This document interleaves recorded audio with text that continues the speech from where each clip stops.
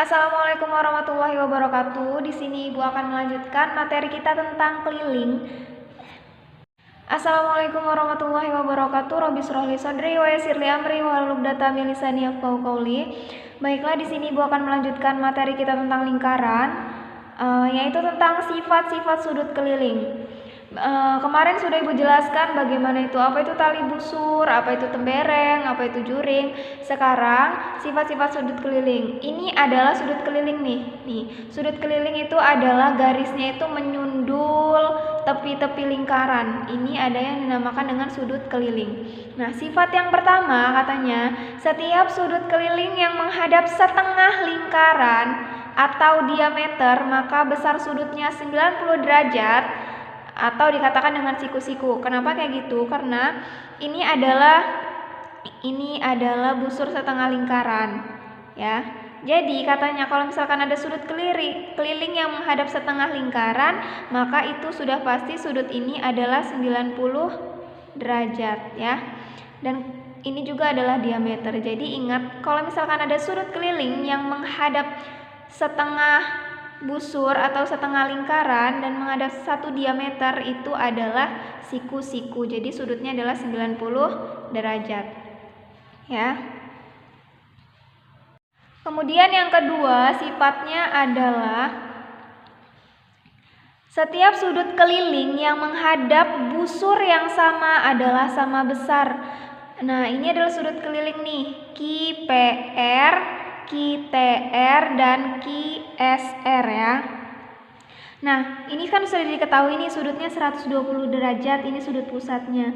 Berarti kalau misalkan katanya ini adalah sudut keliling yang menghadap busur yang sama adalah sama besar, berarti sudut ini sama nih.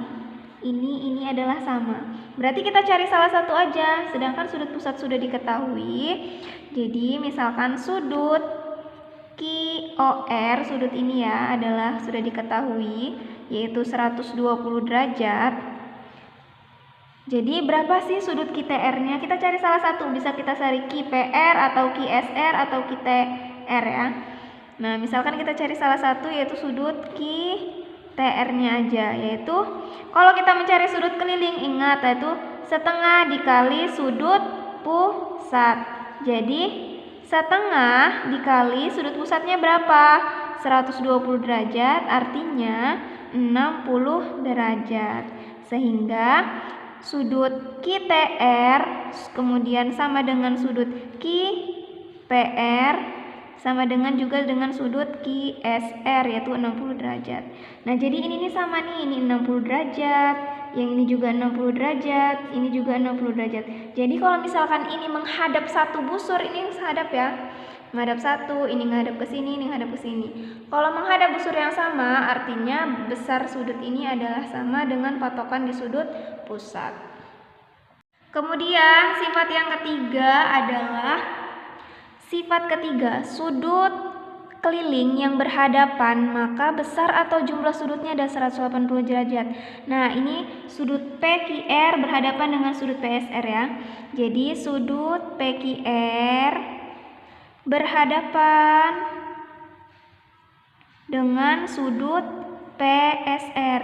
Nah, berarti kalau ini berhadapan, katanya jumlahnya 180 derajat, berarti sudut PQR ditambah sudut PSR itu adalah 180 derajat. Nah, ini udah diketahui nih PSR-nya berapa. Berarti PQR ditambah 100 sama dengan 180 derajat. Berarti PQR sama dengan 180 dikurang 100, artinya 80 derajat. Ininya berarti 80 derajat ya, karena sudutnya berhadapan, sudut kelilingnya berhadapan, sehingga kita totalin adalah menjadi 180 gitu. Selain dari ketiga sifat itu, kita harus bisa pahami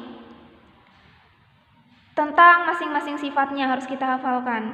Kemudian jangan kalian lupakan nih, dulu pernah kita belajar di kelas 1 tentang sudut berpelurus. Maksudnya sudut berpelurus itu adalah jumlah sudut ini adalah 180 derajat, ya.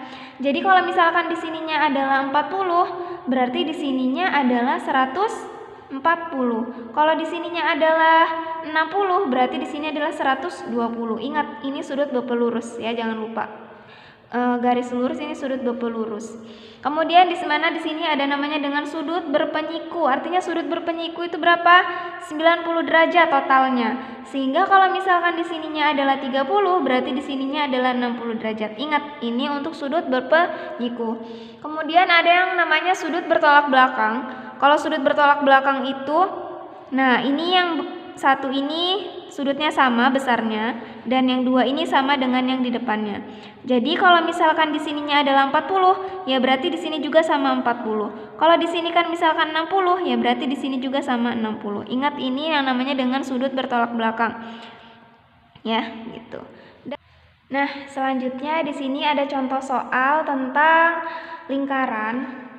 Nah, tentukan X dan Y-nya. Di sini ada X dan Y. Kita lihat ya, sudut X ini adalah sudut keliling yang menghadap busurnya adalah ini, ya. Sudut X ini menghadap busur ini, dan sudut Y itu menghadap busur yang ini.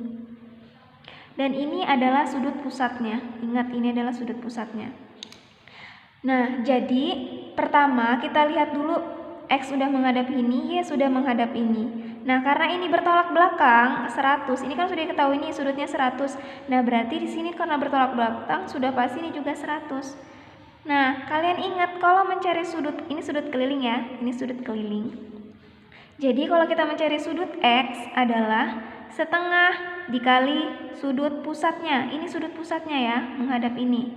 Sehingga setengah dikali 100, berarti sudut X-nya adalah 50 derajat. Nah, sudut Y-nya menghadap busur mana? Ini. Nah, berarti sudut pusatnya adalah ini, sehingga Y sama dengan setengah dikali sudut pusat. Kemudian setengah dikali 100 sama dengan 50. Karena ini sudutnya bertolak belakang, jadi nilainya sama. Nanti kalau misalkan sudutnya bukan bertolak belakang, berarti kalian harus menganalisis X ini menghadap busur yang mana, Y ini menghadap busur yang mana, gitu ya. Oke, sekarang contoh yang kedua tentang lingkaran. Tentukan sudut ADB, ACB, dan BOC. Mana sudut ADB? Sudut ADB ini ya, ADB, dan ini adalah sudut ACB. Ini adalah sudut keliling. Ini juga sudut keliling yang menghadap busur yang sama. Benar ya? Ini menghadap satu busur, ini menghadap sudut yang busur juga. Berarti sudut D ini dan sudut C ini adalah sama besarnya. Berarti kita cari salah satu aja. Ingat, ini adalah sudut keliling. Ya. Jadi kalau kita mencari sudut ADB sama dengan sudut ACB. Karena mereka menghadap busur yang sama, jadi bisa langsung kita tulis ya. Kemudian sama dengan setengah dikali sudut AOB. Ini apa Bu, kok sudut AOB? Sudut AOB itu adalah ini, atau dengan sudut pusat. Jadi setengah dikali 80, artinya 40 derajat. Berarti sudut ini adalah 40 derajat, yang ini juga 40 derajat. Kemudian yang ditanyakan adalah BOC. BOC itu yang mana? BOC itu yang ini. Nih ya, ini adalah sudut BOC yang ini. Nah, ingat nih, ini ada namanya sudut berpelurus. Sudut BOC adalah sudut berpelurus, sehingga kalau ini 80, sudut berpelurus adalah totalnya 180 derajat. Jadi 180 derajat dikurangi 80, artinya 100. Berarti ini adalah sudut BOC-nya. Ingat, dari sudut-sudut berpelurus, berpenyiku, dan bertolak belakang itu harus tetap diingat.